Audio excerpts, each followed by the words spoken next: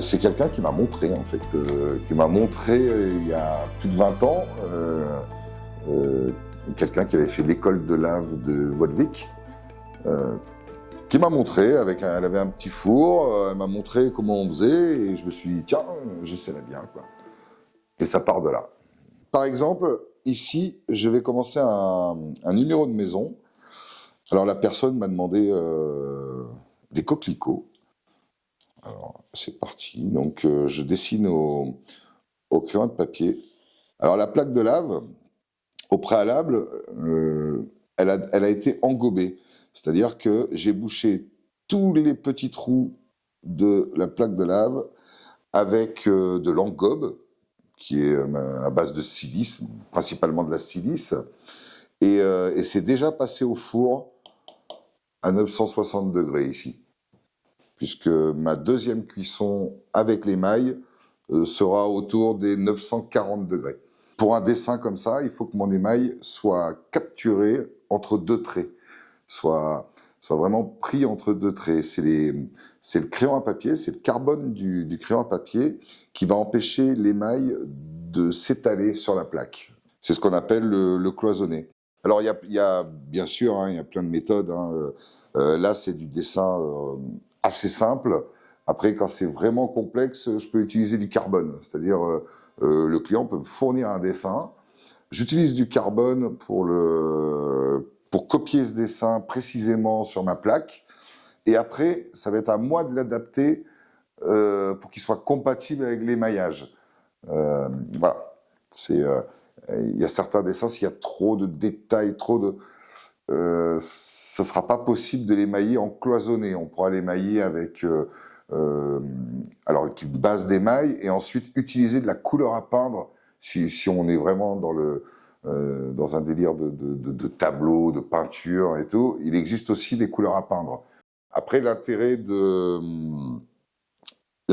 du cloisonnage, c'est quand même l'effet qu'on a quand on touche le tableau. On a du relief avec le cloisonnage, alors qu'avec de la couleur à peindre, ça sera tout lisse. Un autre exemple de l'utilisation de la lave, c'est les tables d'orientation ou bien les plaques qu'on a devant les monuments historiques. Souvent, on se dit, tiens, c'est quoi cette plaque? Et bien, c'est une plaque de lave émaillée tout en blanc, sur lequel on va coller un décalco avec toutes les données. Ça peut être du texte, ça peut être des dessins. C'est un décalco qui est collé sur la plaque et ensuite qui est cuit à plus basse température. Et ça fait le transfert, ça fusionne sur la plaque de lave. Et donc l'intérêt d'utiliser de la lave, c'est que la lave émaillée ne craint pas les intempéries. Que ce soit la pluie, la chaleur, le gel, c'est non gélif. Et l'autre intérêt, bien sûr, c'est que ça ne se déforme pas à la cuisson, la lave. Donc on peut faire du carrelage de 1 mètre par 1 mètre si on veut. Ce qui va déterminer les limites de la plaque, ça va être le four. J'ai un gros four, j'ai un autre petit four à essai, bien sûr un four moins gourmand en électricité, avec microprocesseur. Ça me permet d'être hyper précis au niveau des températures et surtout de la zone de chauffe. Que la zone soit homogène, il ne faut pas que j'ai 2 degrés d'écart d'un côté ou de l'autre, sinon sur mon émail, ça va se voir, quoi. Alors ça peut arriver que je le retouche pendant que j'émaille, hein, que je fasse quelques petites retouches.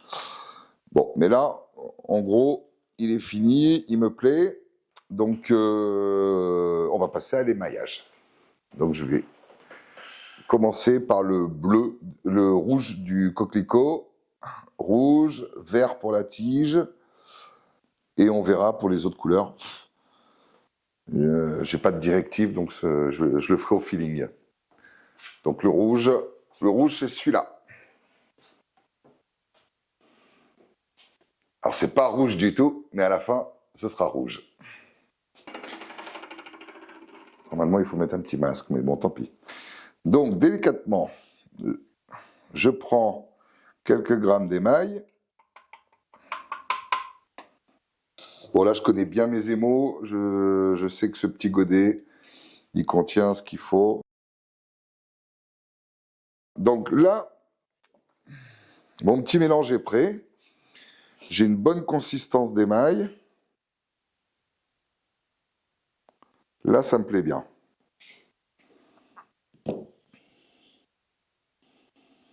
Et donc, l'émaillage va consister à... Je vais faire tomber une goutte et je vais tirer la goutte pour remplir mon dessin. Alors, voilà ce qu'on appelle émailler à la goutte. Alors, le pinceau, donc c'est un pinceau à réservoir. Mon émail est dedans. J'incline et je fais tomber une goutte. Et ensuite, je tire la goutte en suivant mes contours. Pendant la cuisson, ça prendra sa couleur. Après, l'intérêt du pinceau, c'est que je peux contrôler mon épaisseur d'émail plus facilement et pour avoir un beau relief au final, quoi, ce qui est bien agréable au regard et au toucher. Quand on a un beau relief, c'est quand même bien sympa. Alors, le numéro de maison est pratiquement terminé. Il a séché pendant 24 heures. Et là, maintenant, je vais juste fignoler pour pas que les différents émaux se chevauchent. Donc, je vais les reséparer au crayon de papier. Je fais ça tout doucement. Donc là, voilà. Là, on a l'aspect sec. Alors, une fois que c'est sec, eh ben, on fait quelques petites retouches au crayon. Voilà. Ça fait un peu comme de la craie. Et une fois que tout est émaillé et que tout est sec, ça passe au four. Alors...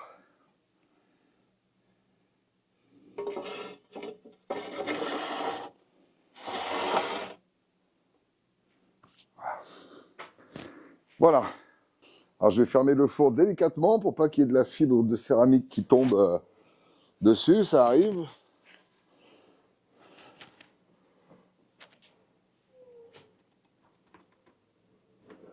Hop là.